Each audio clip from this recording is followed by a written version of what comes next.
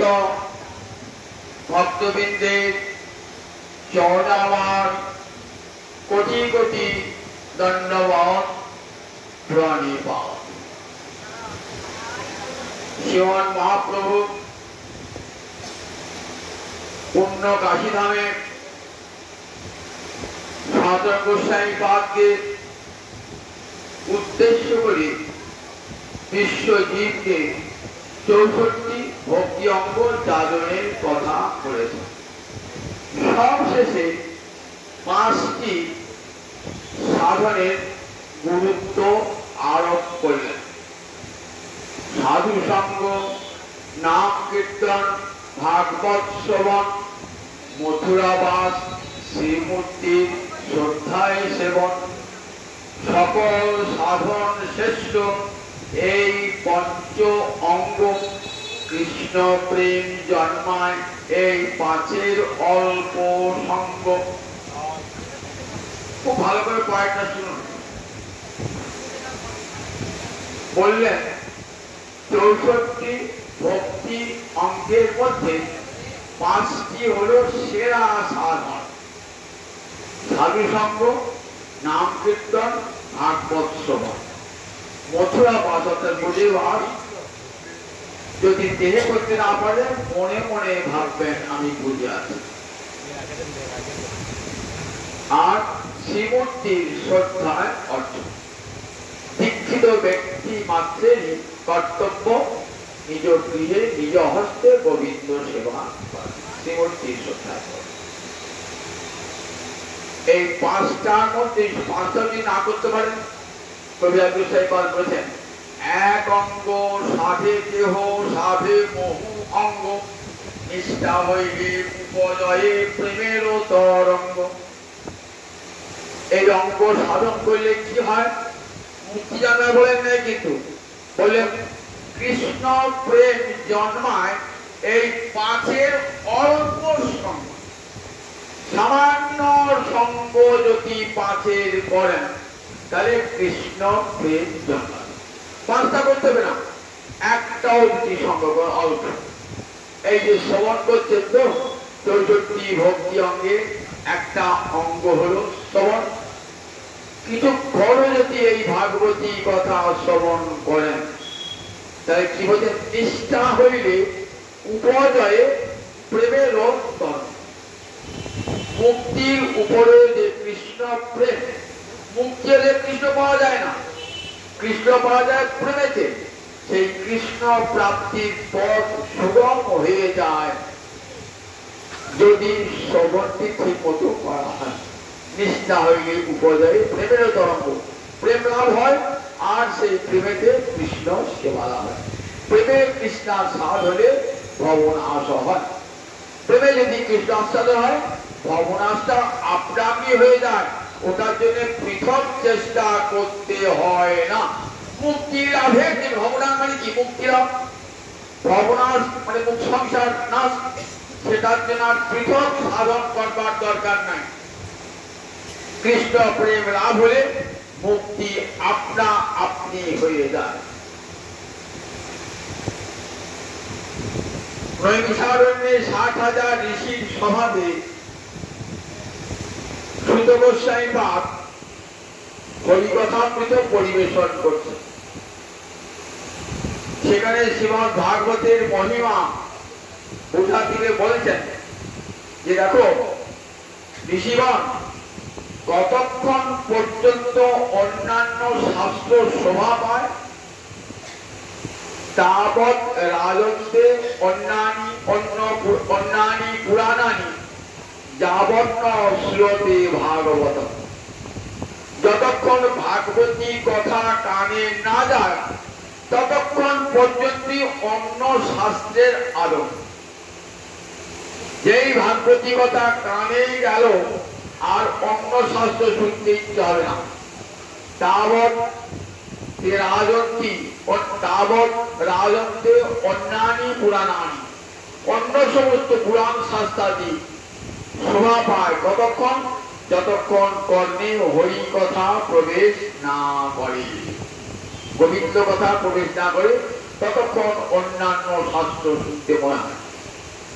এখন আমাদের মনে একটা প্রশ্ন লাগে, আচ্ছা আপনি শ্রীমদ ভাগবতের যাতে মহিমা বলছেন, অন্যান্য শাস্ত্রের সঙ্গে ভাগবতের পার্থক্য কোথায়? অন্যান্য শাস্ত্রে যা যা আছে ভাগবত তো তাই আছে। বলে না, ভালো করে পড়ে দেখুন, ভাগবতে কিন্তু তার চেয়ে বিশেষ কথা আছে। প্রথমেই কাজে দাঁড়িয়ে ধর্ম প্রচিত কৈতব অত্র কর্ম নির্মৎসরানাং সদাং। আমি শ্রীমদ ভাগবতে এমন ধর্মের কথা বলছি যে ধর্মটি হল পরম ধর্ম। পরম মানে যার উপরে আর কোন ধর্ম হয় না। গোবিন্দকে যদি ভোগ দেন, যত অন্নই দেন নামে, পুষ্পান্ন দেন, কিশোরান্ন দেন, সিদ্ধ জলে আতপন্ন দেন, যদি পরমান্ন না দেন তাহলে ভোগটা হলো না। তাহলে পরমান্ন সবচেয়ে শ্রেষ্ঠ অন্ন। যদি আর কিছু না দিয়ে শুধু পরমান্ন দেন তাহলে ভোগ। তাহলে পরমান্ন মানে শ্রেষ্ঠ অন্ন, সর্বশ্রেষ্ঠ অন্ন পরমান্ন। তাই পরম ধর্ম মানে কি? বলে ধর্ম প্রচিত কৈতব অত্র পরম। ভাগবত যে ধর্মের কথা বলছেন সেই ধর্ম হল পরম ধর্ম। কি করে পরম ধর্ম হলো? বলে জগতের যত ধর্ম দেখবেন সব ধর্মে কিছু চাওয়া। ধর্ম তো আছে, লক্ষ্মী পুজো, ষষ্ঠী পুজো, সরস্বতী পুজো, দুর্গা পুজো সব আমরা করি, কিন্তু ধর্মের মধ্যেই পড়ে। তো সেখানে কেবল প্রার্থনা, দেহি দেহি সন্তান দাও, পুত্র দাও, অর্থ দাও, বিত্ত দাও, এই ধর্ম মেলা সব শাস্ত্র এই কথা বলেছে। পুত্র দাও, বিত্ত দাও, অর্থ দাও, ধনম দেহি, জয়ম দেহি, যশো দেহি, ঈশো দেহি। এই প্রার্থনা ছাড়া ধর্ম না। ভগবান ধর্ম বলে কি? প্রার্থনা ভগবানের কাছে যা চাইবে তাই পাবে, তাই ভগবান। এই ধর্মকে প্রহ্লাদ কি বললেন? বললেন সবই বণিক নতে। গোবিন্দ এরা তোমার কাছে ধর্ম দিয়ে ব্যবসা করে, জানো তোমাকে ভজন করবো, শর্ত কি? আমার কন্যাটির সন্তান হচ্ছে না, তোমাকে সন্তান দিতে হবে। আমার মামলায় যেন জয় হয়, তবে তোমার চরণ একটা তুলসী পাতা দেবো। দেখেছেন তো কত কত। আমার যেন অনন্ত ধন দৌলত হয়, তাহলে তোমার সেবাটা ভালো করে করবো। সবই বণিক নতে ভৃত্য। বলে এরা বণিক বৃত্তি করে। বণিক যেমন অর্থ দিয়ে দ্রব্য ক্রয় করে, ঠিক তেমনি ভজনটাকে বিক্রি করে ভগবানের কাছে প্রার্থিত বস্তু চেয়ে নেয়। এই ধর্মটা তো সব শাস্ত্রিক হবে। একদিকে শনি পুজো থেকে আরম্ভ করে লক্ষ্মী পুজো থেকে আরম্ভ করে সব দেখুন এই ধর্ম মেলা ছড়িয়েছে, মেলা ধর্ম ধর্মাই কে বলে আছে। কিন্তু পরম ধর্ম বলে দেখো প্রচিত করিতব, কোন কপটতা নাই, ধর্ম অর্থ কাম তো নাই। মোক্ষ, যে ধর্মতে মোক্ষ বাঞ্ছা করায়, বলেন এই মোক্ষ বাঞ্ছাও ভক্তি ধর্মে নাই। মোক্ষ বাঞ্ছা নাই। অজ্ঞান তমের নামে কহিয়ে করিত, ধর্ম অর্থ কাম বাঞ্ছা আদি এই সব, তার মধ্যে মোক্ষ বাঞ্ছা করিতব প্রধান, যাহা হইতে কৃষ্ণ ভক্তি হয় অন্তর্ধান। এই কবিরাজ গোস্বামী কয়েকগুলি ভালো করে মানুষ বুঝতে হবে। চৈতন্য চৈতামৃত না যেমন ধরনের পড়ে গেলে হবে না, ওই কৃতিবাসী রামায়ণ বা কাশী মহাভারত মতন ভালো করে অর্থ বুঝতে হবে। অজ্ঞান তবে কৈতব কাকে বলে? কপটতা, ভগবানের সঙ্গে কপটতা। তোমাকে পূজা করছি যেন তোমার কাছে এই পাই। তাহলে এখানে লেনদেনের সম্পর্ক ভগবানের সঙ্গে, দেনা পাওনার সম্পর্ক ভগবানের সঙ্গে। এই ধর্মের নাম কপট ধর্ম, কপটতা। একে বলে কৈতব। এটা করতে আছে অজ্ঞানতম থেকে। আচ্ছা তোমার ধন দৌলত যশ নিয়ে কি হবে একবার চিন্তা করে দেখো। তোমার যশটা কতদিন থাকবে? মরে যাওয়ার পর যশটা থাকবে? তোমার ধনটা মরে যাওয়ার পর থাকবে?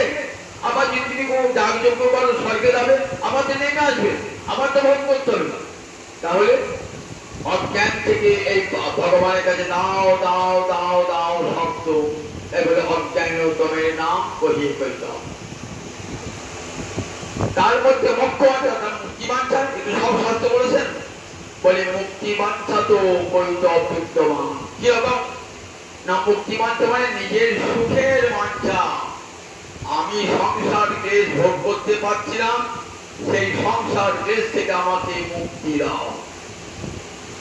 তাহলে গোবিন্দ সুখ চাইছি না, আমি চাইছি নিজের সুখ, সেই জন্য ভগবানকে ভালোবাসি। এটা একটা কপটতা। বলেন সবচেয়ে শ্রেষ্ঠ কপটতা হলো এই মুক্তি দেওয়া। ধর্ম অর্থ কাম বাঞ্ছা, তার মধ্যে মোক্ষ বাঞ্ছা কৈতব প্রধান। যত যত কপটতা আছে তার মধ্যে প্রধান হলো মুক্তি চাওয়া। যাহা হইতে কৃষ্ণ ভক্তি হয় অন্তর্ধান। এই মুক্তি বাঞ্ছা যদি অন্তরে থাকে, ভক্তি মহারানী যাবে না, সেই হৃদয়ে যায় না। শুদ্ধা শান্তি পতিব্রতা হরিভক্তি মহারানী সেই হৃদয়ে যায় না। যেখানে ভক্তি মুক্তি বাঞ্ছা থাকে সেই হৃদয়ে যায় না। আপনার বাড়িতে যদি এক চণ্ডালিনী নৃত্য করে, তাহলে সেখানে কোন শুদ্ধা শান্তি পতিব্রতা রমণী ঘুরবেন না। ওর অঙ্গের বাতাস লাগলে পরে আমি অপবিত্র হয়ে যাব। তাই যার হৃদয়ে ভোগের বাঞ্ছা, যার হৃদয়ে মোক্ষের বাঞ্ছা, কৃষ্ণ ভক্তি মহারানী সে হৃদয়ে প্রবেশ করেন। ভোগের বাঞ্ছা, মুক্তির বাঞ্ছা রয়েছে, কোথায় কৃষ্ণ ভালোবাসবেন, নিজে কি ভালোবাসছে, তার জন্য ধর্ম করছে। এই ধর্মের কথা শ্রীমদ ভাগবত বলেন না, তাই পরম ধর্ম। ধর্ম প্রচিত করিতবর্ত পরম নির্মৎসরানাং সদাং। এই ধর্ম কাদের? নির্মৎসর সাধু গণে। ছটা রিপু আছে, কি কি? কাম, ক্রোধ, লোভ, মোহ, মদ, মাৎসর্য। তাহলে বলে এইগুলো কাম, ক্রোধ, লোভ, মোহ, মদ, এই পাঁচটাকে ত্যাগ করা যায় সাধনা করে। কিন্তু মাৎসর্য মানে পরের উৎকর্ষ সহ্য করতে না পারা। একজন আমার চেয়ে বড় লোক, আমি সহ্য করতে পারছি না। একজন আমার চেয়ে যশস্বী ব্যক্তি, আমি তাকে সহ্য করতে পারছি না। কি করে তার খুঁত ধরবো, কি করে তার দোষ ধরবো, খুঁজে খুঁজে বেড়াচ্ছি। মাইকেল মধ্যে শোনাচ্ছে না, মাৎসর্য বিষদর্শন কামড়ে দে অনুক্ষণ, এ বিষম বিষ জ্বালা ভুলিবি মন কেমনে। আত্মবিরা করে কবিতা আছে মাইকেল মধ্যে শোনে, বলছে মাৎসর্য বিষদর্শন। মাৎসর্য এমন করে সাপের বিষের মতন দংশন করে, এই বিষম বিষদা ভোলা যায় না, এটা ভক্তর মধ্যে থেকে যায়। বলছে এই মাৎসর্য পর্যন্ত তার দূর হয়ে গেছে তাদের ধর্ম। যাদের হৃদয়ে এই মাৎসর্য পর্যন্ত নাই, সেই পরমহংসগণের ধর্ম এই ভাগবত ধর্ম। ভাগবতটা কি নাম? পারমহংসী সংহিতা। পারমহংসী সংহিতা, পরমহংসগণের প্রিয় এই পরম ধর্ম। যোগী ঋষি সাধুরা, পরমহংস সাধুরা মাথায় নৃত্য করে যাচ্ছে। বেদং বাস্তবমাত্র বস্তু শিবদং তাপর্জন। এখানে কি জানা যাবে? একমাত্র বেদ্য, বেদ্য মানে জ্ঞাতব্য, যাকে জানার জন্য আমি জীবনে এসেছি, যাকে জানার জন্য মানব জন্ম পেয়েছি। কি জন্য? ভগবানকে জানবার জন্য, অন্য কিছু জানবার জন্য না। এই ভগবানই একমাত্র বেদ্য, তিনি একমাত্র বাস্তব বস্তু। বাস্তব বস্তু মানে যা ত্রিকালে আছে, অতীতেও ছিল, বর্তমানে আছে, ভবিষ্যৎ থাকবে। তা কি বলে বাস্তব? তা কি বলে বাস্তব? তা বলে ভগবান শিহরি অতীতেও ছিলেন, আজও আছেন, ভবিষ্যতেও থাকবেন। গোটা বিশ্বের লোক যদি বলে ভগবান নাই, তথাপি ভগবান উড়ে যাবেন, থাকবেন। ভগবান কারণ ভোট দিয়ে নির্বাচিত হন নাই, ভোট দিলেন না, হেরে গেল। ভগবান তা না, যদি ভোট না দেওয়া আমাকে, তাহলেও আমি আছি, আমি ছিলাম, থাকবেন বিশ্বে কোনদিন। বাস্তব বস্তু ভগবান শিবদম বললেন। এই ভাগবত যে ধর্মের কথা, শিবদম, শিব মানে মঙ্গল, পরম কল্যাণ দান করে, সমস্ত অমঙ্গল দূর করে পরম কল্যাণ দান করে। তাপত্র উন্মূলন, তৃতীয় তাপ কি কি? আধ্যাত্মিক, আদিদৈবিক, আদিভৌমিক। এই তৃতীয় তাপকে উন্মূলন, একবার গাছের শিকড় যদি উঠিয়ে দেন আর গাছ হবে, একবারে উন্মূলন, একবার গাছের শিকড় পর্যন্ত, কামনা বাসনার শিকড় পর্যন্ত একবারে, এবং দুঃখ তাপের শিকড় পর্যন্ত একবারে উৎপাদিত হয়ে যায়। শ্রীমদ্ ভাগবতে মহামণি কৃতে, কে মহামণি? নারায়ণ মহামণি, ব্যাসদেব সাক্ষাৎ মহামণি, স্বয়ং নারায়ণী ব্যাস লিখেছেন, ব্যাস ও নারায়ণ সাক্ষাৎ, সাক্ষাৎ নারায়ণ ব্যাস লিখে আবির্ভূত হয়েছেন। তার হৃদয়ে শ্রীমদ্ ভাগবত এসে উদিত হয়েছে, কৃষ্ণ কথার উদয় হয়েছে। কৃষ্ণ কথা তিনি লেখেন নাই, যেমন বেদ মন্ত্র কেউ লেখে নাই। তাই কি হয় বেদ মন্ত্রতে? অপৌরুষেয়, কোন পুরুষের দ্বারা রচিত নয়। তাহলে মন্ত্রগুলো পেলাম কেমন করে? বলে ঋষিদের দৃষ্টিতে দর্শনে ধরা দিয়েছে সেই মন্ত্রগুলো। তাই ঋষিরা বেদ মন্ত্রের কর্তা নন, স্মর্তা, দন্ত স্বয়ময়ে তৈরি কথা, মানে স্মরণ কর্তা, স্মর্তা, কর্তা নন স্মর্তা। ঠিক তেমনি ব্যাসদেব ভাগবতের স্মর্তা, কর্তা নন স্মর্তা। নারদ যখন উপদেশ দিয়ে গেলেন, তখন সমাধি মগ্ন হলেন, সমাধি মগ্নে গোবিন্দ দেবীরা সাক্ষাৎ দর্শন করলেন, দর্শন করে হৃদয়ে কৃষ্ণ কথার উদয় হল, সেটি ধরে রাখলেন, জগৎদেবকে শোনালেন। শ্রীমদ্ ভাগবতে মহামণিকে কি পাবে? আর অন্য কোন শাস্ত্রের কি প্রয়োজন? অন্য কোন শাস্ত্রের প্রয়োজন নাই। কি হয় এই শাস্ত্র শুনলে পারে? ঈশ্বর সত্য হিতবন্ধতে, সত্য মানে তৎক্ষণাৎ যেই শুনলেন কেউ ইতি অবরুদ্ধতি, ভগবান শ্রীহরি যার কথা শুনছেন, রাধা মাধব আপনার হৃদয়ে অবরুদ্ধ হয়ে গেলেন, বন্ধ হয়ে গেলেন, শুনতে হবে না। আজ মনে মনে ভেবেছেন তামালতলা মন্দিরে গিয়ে হরিকথা শুনবো, সকাল সকাল কাজটা সেরে রেখে দিই, গোবিন্দ এসে বসে পড়ছেন হৃদয়ে, শুশ্রূষি। দেখেছেন তো? আর কোন শাস্ত্র হয়? শুশ্রূষ মানে কি? শ্রোতুম ইচ্ছুক, অর্থাৎ শোনবার ইচ্ছা যে করেছে তারই হৃদয়ে গোবিন্দ অবরুদ্ধ হয়ে গেলেন। যদি বসার জায়গা না পায়, আগে এই জায়গাটা দখল করে নেই ভক্তের হৃদয়ে, শুশ্রূষি। তবে শোনবার ইচ্ছা সবার জাগবে না। কাকা অসরে বদল সবার ইচ্ছা লাগে কি? কোটি কোটি কোটি কোটি জন্মের পুণ্যের ফল থাকে, তাই কৃতিভি বলেছেন সবাই কিন্তু আসবে না। কৃষ্ণ ভক্তি অসভাবিতামতি সবার হবে না। বিষয় ভাবনায় চিত্ত যাদের দূষিত হয়ে গেছে, আবার সেই দূষণটাকে দূর করবার চেষ্টাও যারা করে না, বলেন তাদের কখনোই মতি হবে না। পৃথিবী সুশ্রুতি তৎক্ষণাৎ, তাহলে তৎক্ষণাৎ যেই শুনলেন, সঙ্গে সঙ্গে যেই শোনবার ইচ্ছা প্রকাশ করলেন, ভগবান শ্রীহরি আপনার হৃদয়ে বলতে গেলেন। দেখুন তাহলে ভাগবতের মহিমাটা কেমন এক পাওয়াতে। ভাগবতের মহিমা, দেবর্ষি নারদ এসেছেন কোথায়? বদরিকাশ্রম, যার নাম ছিল আগে শ্রী বিশালা। বদরিকাশ্রমে এসে খুব ব্যস্ত হয়ে রয়েছেন, খুব ব্যাকুল চিন্তায় রয়েছেন মনি। সেখানে এসেছেন চারজন ঋষি, কে? সনক, সনাতন, সনন্দন, সনাতন। এই চারজন ব্রহ্মার মানস পুত্র, ব্রহ্মণ মনস জাতা।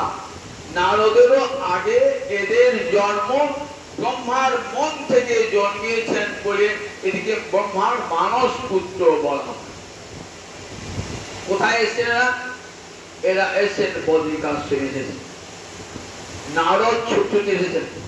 নারদকে দেখে বলতেন, হে ঋষিবর, হে দেবর্ষি পাদ, আপনাকে এত ব্যাকুল ব্যস্ত দেখা যাচ্ছে কেন?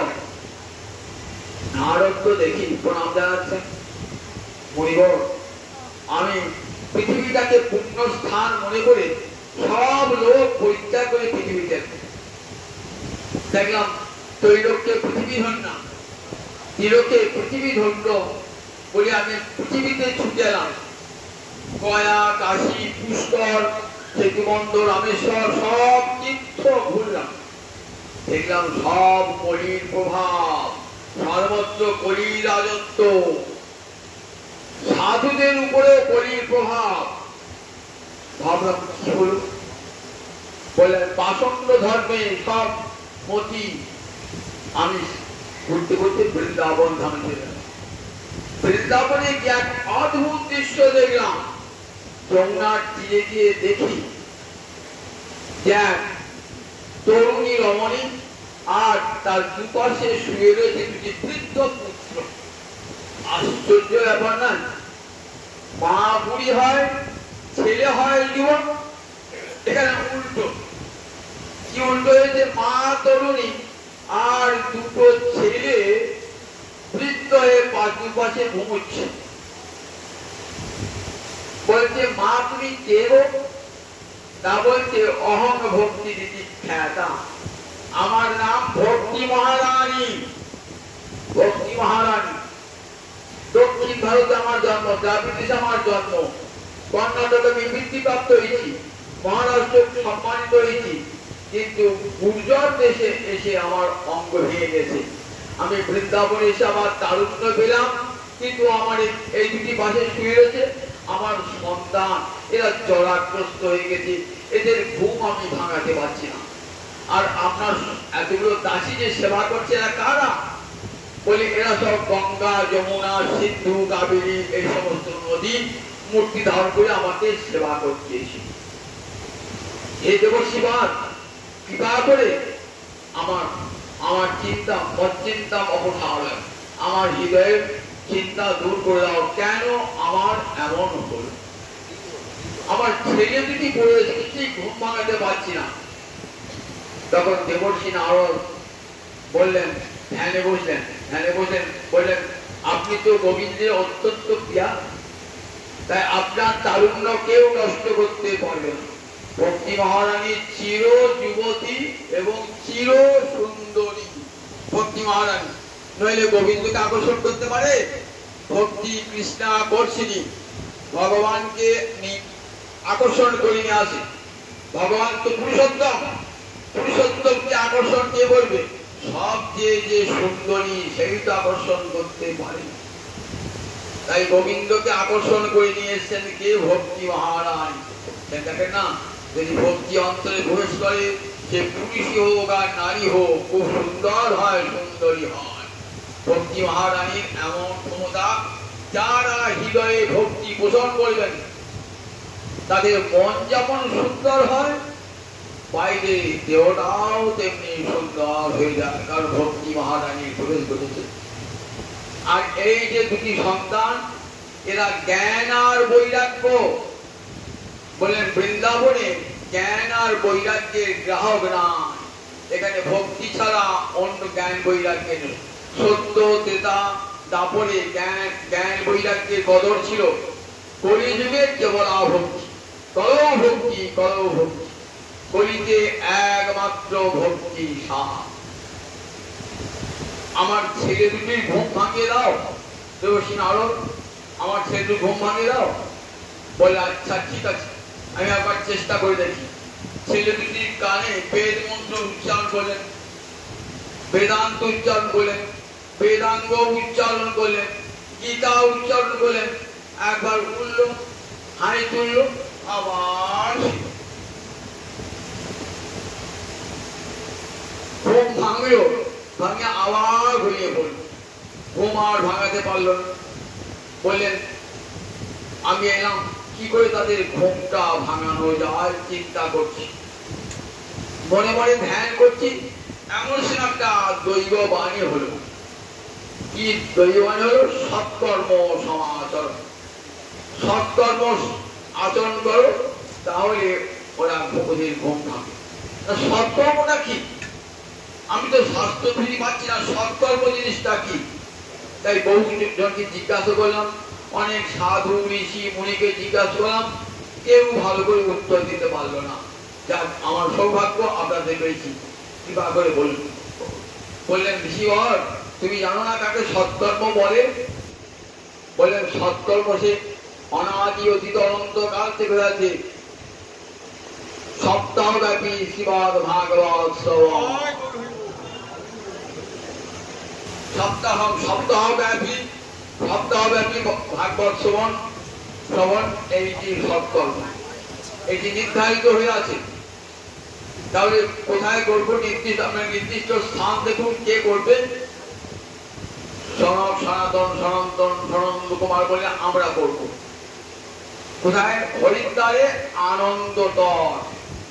সেখানে গেলেন নির্দিষ্ট সময়ে। তার আগে দেবর্ষি নারদ জানিয়ে দিয়েছেন যেখানে ভাগবত সপ্তাহ হবে। সপ্তলোক থেকে ঋষিরা নেমে এসেছে, ভুব মহ জন তপস্য থেকে সপ্তলোক থেকে সব ঋষিরা নেমে এসেছেন। কত দেবর্ষি, কত মহর্ষি, কত রাজর্ষি, কত সিদ্ধর্ষি, বশিষ্ঠ, বামদেব, অত্রি, পুলহ, পুলস্ত সব ঋষিরা এসে হাজির হয়েছেন। আর হরিদ্বারে আনন্দ তটের তীরে শ্রীমদ ভাগবতের সপ্তাহ বাচন হবে। সবাই আপন আপন সাধন ছেড়ে এসেছেন। বহু নারী এসেছেন, বহু সন্ন্যাসী ব্রহ্মচারী এসেছেন, আমাদের মতন গৃহী লোক এসেছেন। বিশাল আসর ভাগবতে। সেখানে সনক সনাতন সনন্দন সনত কুমার ভাগবতের প্রবচন শুরু করেছেন। ভাগবতের প্রবচন শুরু করতে করতেই কিছুক্ষণ পরেই দেখছেন ভক্তি মহারানী তার দুই যুবক পুত্রকে নিয়ে এসে হাজির। কি বলে গান করছেন? গোবিন্দ জয় জয় গোপাল জয় জয় রাধা রমণ হরি গোবিন্দ জয় গোপাল জয় জয় গোবিন্দ জয় জয় রাধা রমণ হরি গোবিন্দ জয় গোপাল গোবিন্দ জয় জয় গোপাল জয় জয় রাধা রমণ হরি গোবিন্দ জয় জয় গোবিন্দ জয় জয় গোবিন্দ জয় গোবিন্দ জয় জয় গোপাল জয় জয় গোবিন্দ জয় জয় গোপাল জয় ব্রজবালা কি জয় নন্দলালা কি জয় ব্রজবালা কি জয় নন্দলালা কি জয় ব্রজবালা কি জয় নন্দলালা কি জয় ব্রজবালা কি জয় নন্দলালা কি জয় গোবিন্দ জয় জয় গোপাল জয় জয় গোবিন্দ জয় জয় গোপাল জয় রাধা রমণ হরি গোবিন্দ জয় রাধা রানী কি জয় মহারানী কি জয় রাধা রানী কি জয় মহারানী কি জয় রাধা রানী কি জয় মহারানী কি জয় রাধা রমণ হরি গোবিন্দ জয় রাধা রমণ হরি গোবিন্দ জয় রাধে রাধে জয় রাধে রাধে জয় রাধে রাধে জয় রাধে রাধে জয় রাধা রমণ হরি গোবিন্দ জয় রাধা রমণ দেখছেন। দেখুন ভাগবতের মধ্যে ভক্তিমান ভক্তি শাস্ত্র তো দুই ভাগবত সত্যে গয়াইয়া সাক্ষাৎকার।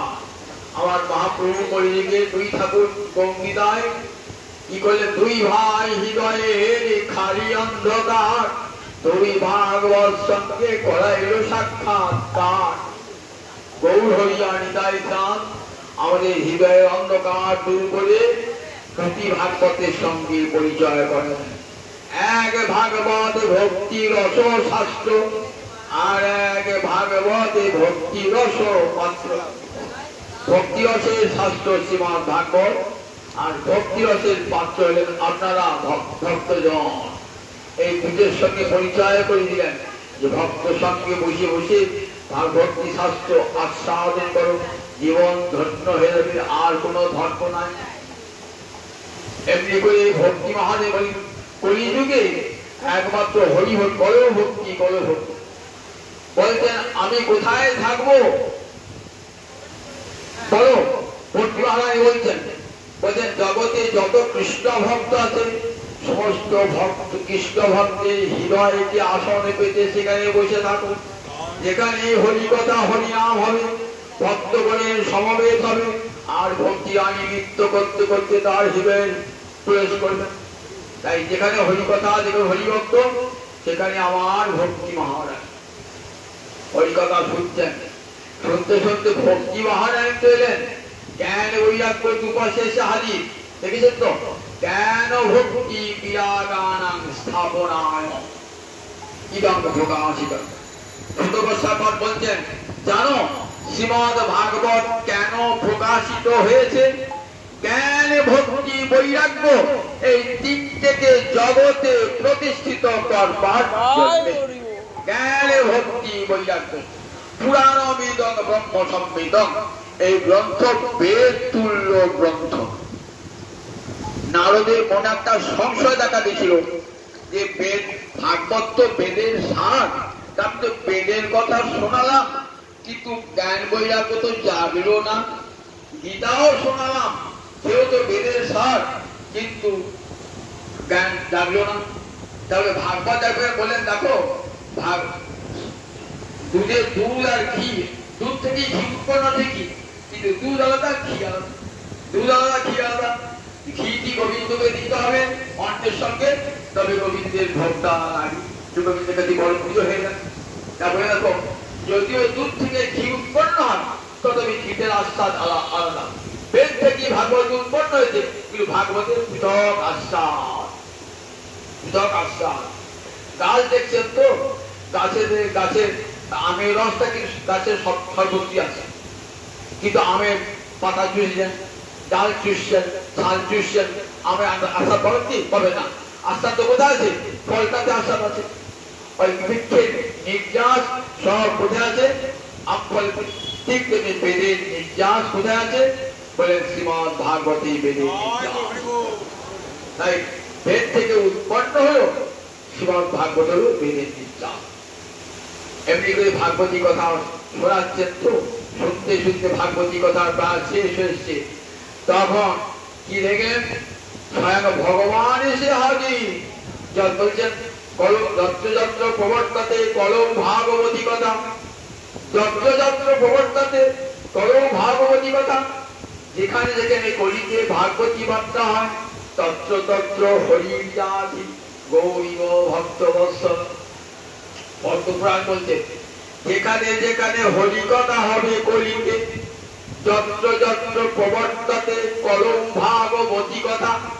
কলিকালে যেখানে যেখানে ভাগবতী কথা হবে, তত্র তত্র হরির জাতি, সেইখানে সেইখানে হরি যাবেন। কেমন? গৌরীব ভক্ত বৎসল। গৌরী মানে গরুর মতন। গাভীর বাচ্চা একটা গরু কিনে এনেছেন, বাচ্চা তার সময় বাছুর সময় নিয়ে এসে, গরুটা এমন না শিখে করে কেবল গোটাতে আসছে, লেজে করে চাট মারছে, পায়ে করে চাট মারছে, কিছুদিন গোয়ালে ঢোকাতে পারছেন না, অত চেষ্টা করুন, অনেক চেষ্টা করেছেন, সেই চেষ্টা করেই যাচ্ছেন, গরুটা কিছু গোয়ালে ঢুকছে। পাশে এক বুদ্ধিমান ব্যক্তি বলছে, শুনুন আমার কথাটা নেবেন। কি কথা? বলছে, অতক্ষণ গরুটাকে জোর করে ঢোকাতে হবে না। কি করবেন? এই বাছুরটাকে কোলে করে নিয়ে যান গোয়ালে, দেখবেন গরুটা সুর করে চলে আসবে, আর কিছুই করতে হবে। যেই নিয়ে গেলেন বাছুরটাকে গোয়ালে, আর সঙ্গে সঙ্গে গাভীটাও হরিকে ডাক পাচ্ছেন, ধ্যান জ্ঞান তপস্যা কিছুই করতে হবে না। বলে আগে ভক্তকে আদর করে ঢোকান, হরি কথা যে হবে না, ভক্ত আসছেন তো, আর ভক্তের পশ্চাৎ পশ্চাৎ ভগবান আসছে। কলিকালে যদি ভগবানকে দেখতে চান, বলে ভাগবতের আসর বসান। দেখুন আনন্দ তলে যে ভাগবতের আসর বসেছে না, স্বয়ং ভগবান এসে হাজির। কেমন? বিভঙ্গ ভঙ্গ হয়ে নবজলধর, নবনীরত নিন্দিত কাঙ্কিধর, রসসাগর নাগর ভূপবর, নবনীরত নিন্দিত কাঙ্কিধর, রসসাগর নাগর ভূপবর, শুভভঙ্গি মচারু শিকণ্ড শিকন, শুভভঙ্গি মচারু শিকণ্ড শিকন, ভজ কৃষ্ণ নিধি ব্রজরাজ সুতন, ভজ কৃষ্ণ নিধি ব্রজরাজ সুতন, ভজ কৃষ্ণ নিধি ব্রজরাজ সুতন। দাঁড়িয়ে আছেন রামকবি, চণ্ডীদাস ধ্যানে দেখছেন সেই রূপ। নব জল ধর রসে ধর ধর নব জল ধর রসে করণ চিকন কালা ওই নব জল ধর রসে ধর ধর করণ চিকন কালা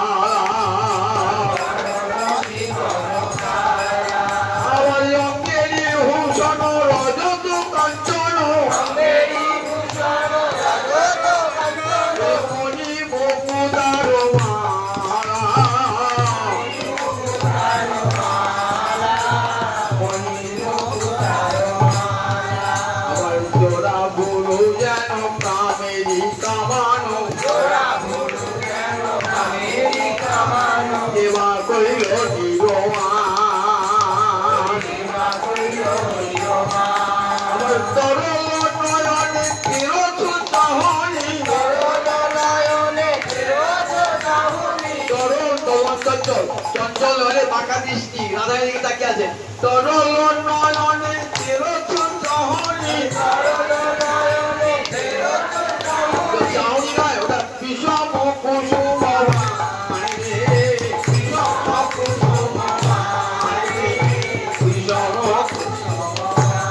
আমার সুন্দর আধরে মধুর মুরলী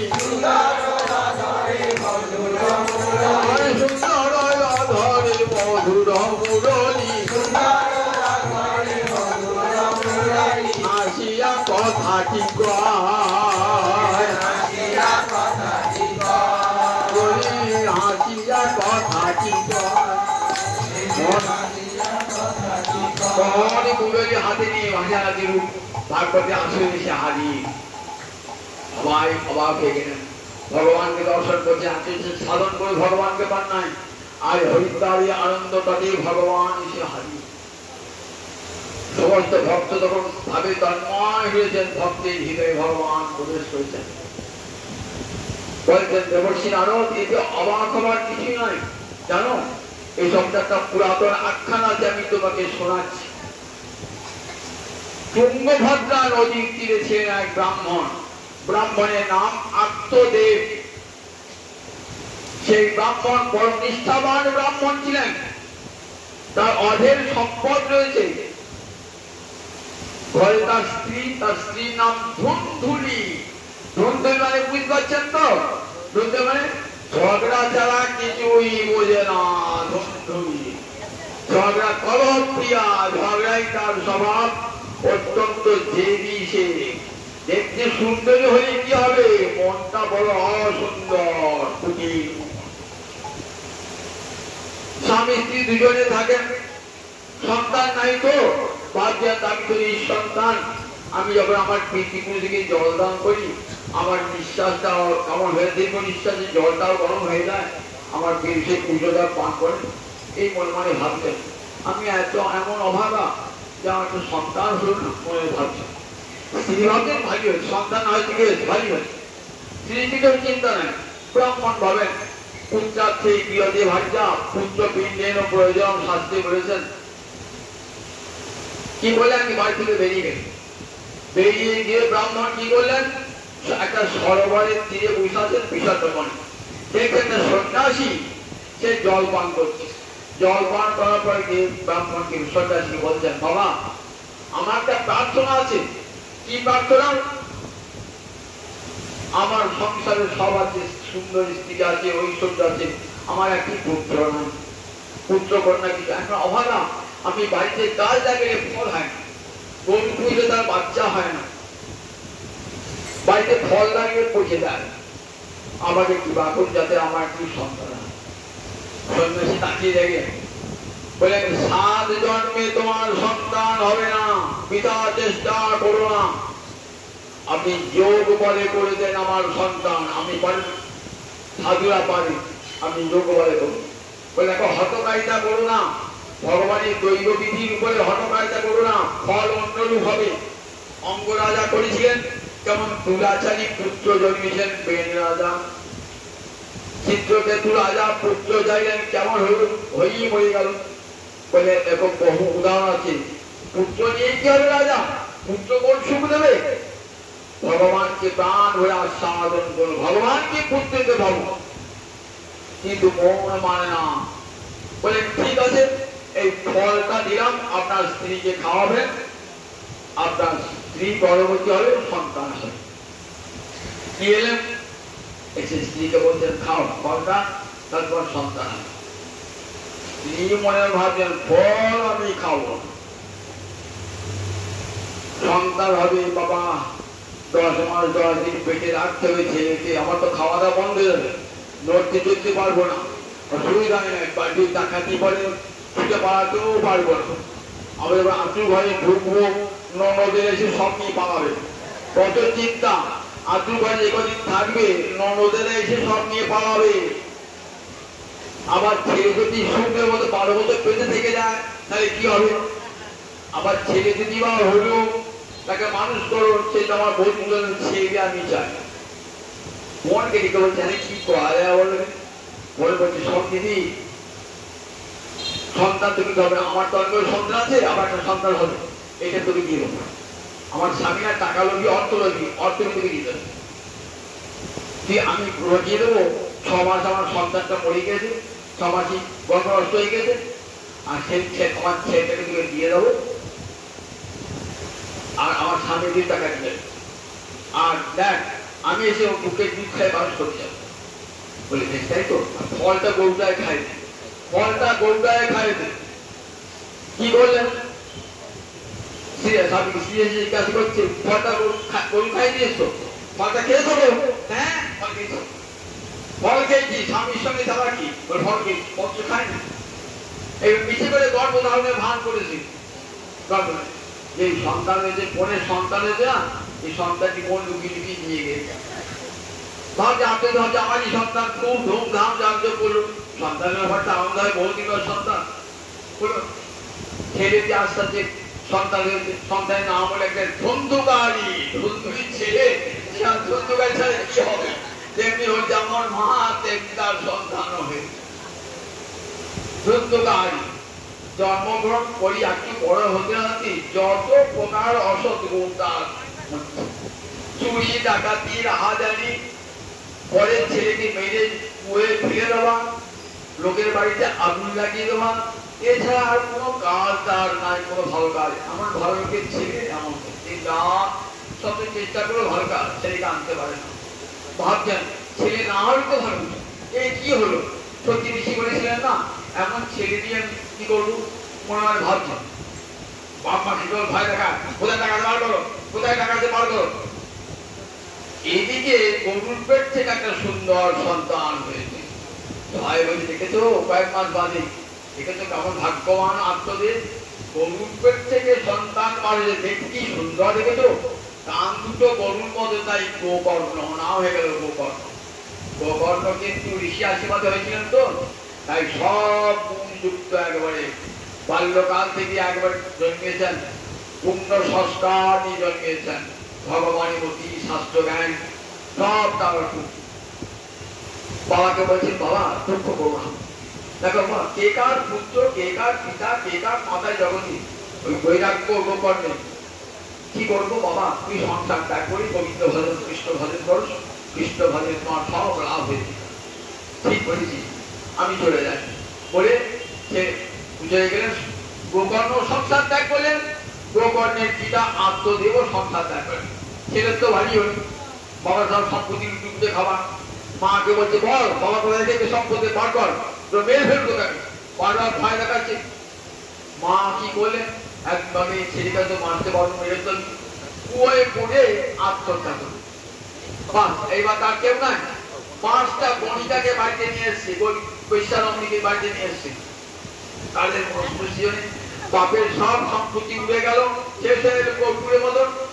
এইবার ঠিক চুরি ডাকাতি রাহা যায়, বনিকায় আমাদের ভাই না দাও, দাও একটু দাও, ভালো ভালো খাবার দাও। তাদেরকে দুষ্টুমার পাশে কি করে চুরি ডাকাতি করে গয়না কাপড় নিয়ে আসে। একদিন ভাবছি পুত্রের চুরি ডাকাতি করতে বেরিয়ে যায়, এবার রাজা লোকে তোমাদেরকে ধরে নিয়ে যাবে, এক কাজ কর ওকে মেরে দিয়ে পালায়। 5 জন বণিকায় ঠিক করি, একে রাত্রে ঘুমুচ্ছে, গলার ফাঁস লাগিয়েছে, মরছে আর কিছু নেই। তখন কি করলে জ্বলন্ত অঙ্গার মুখে বুঝিয়েছে, ছটফট ছটফট করতে মরে হোক।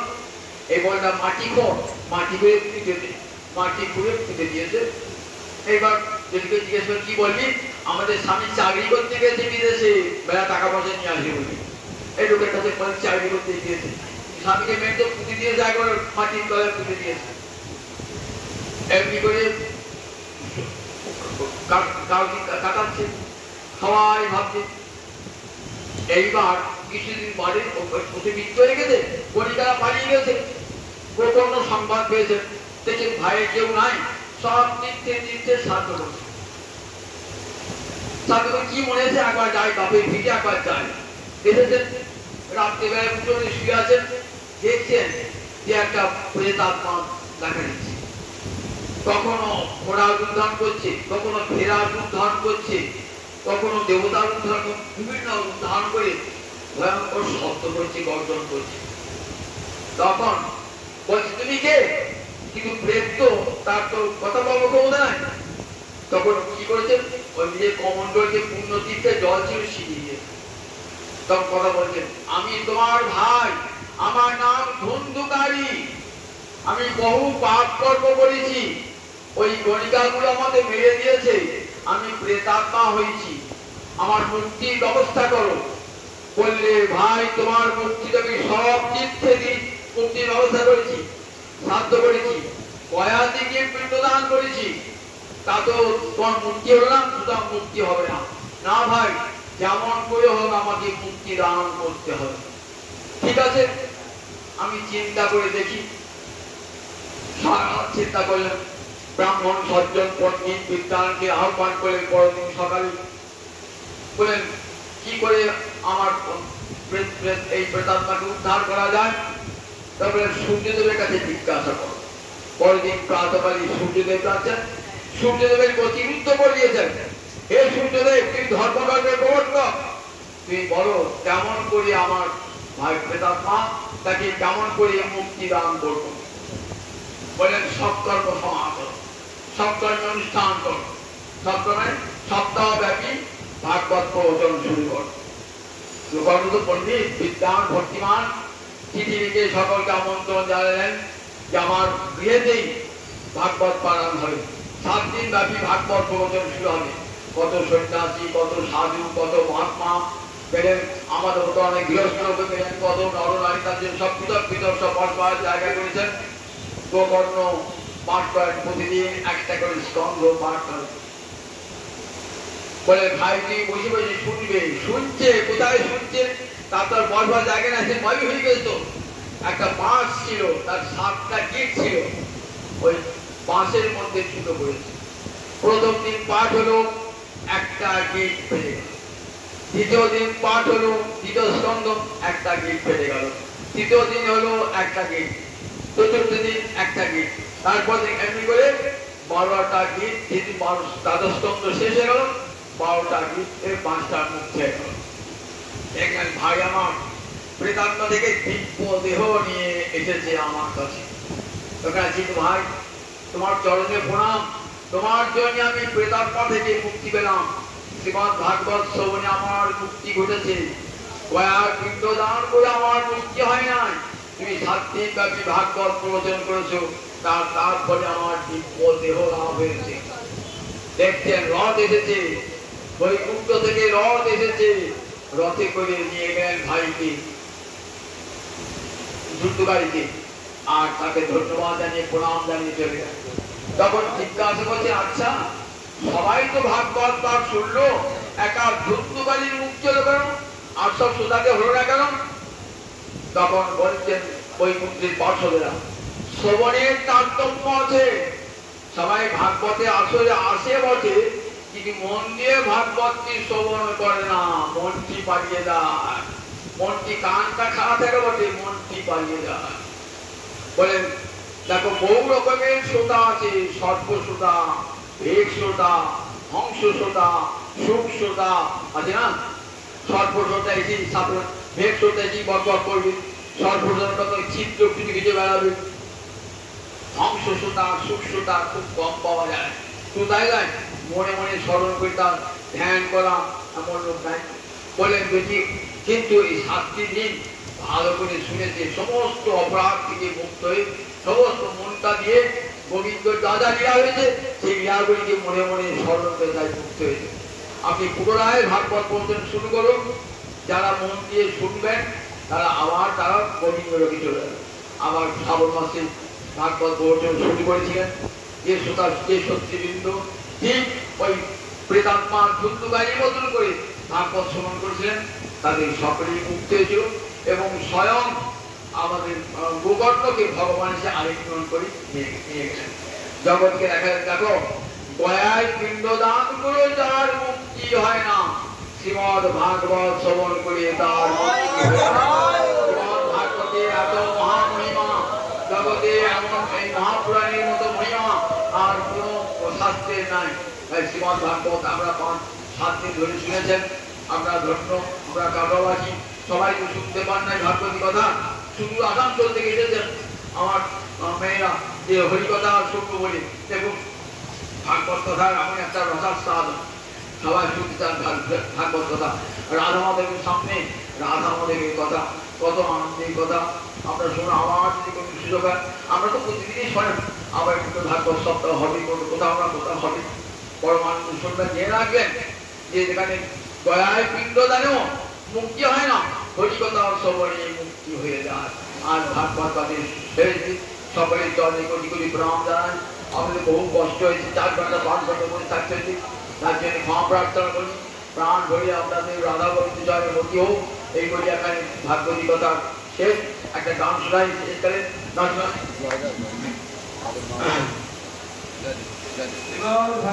মহাপুরাণ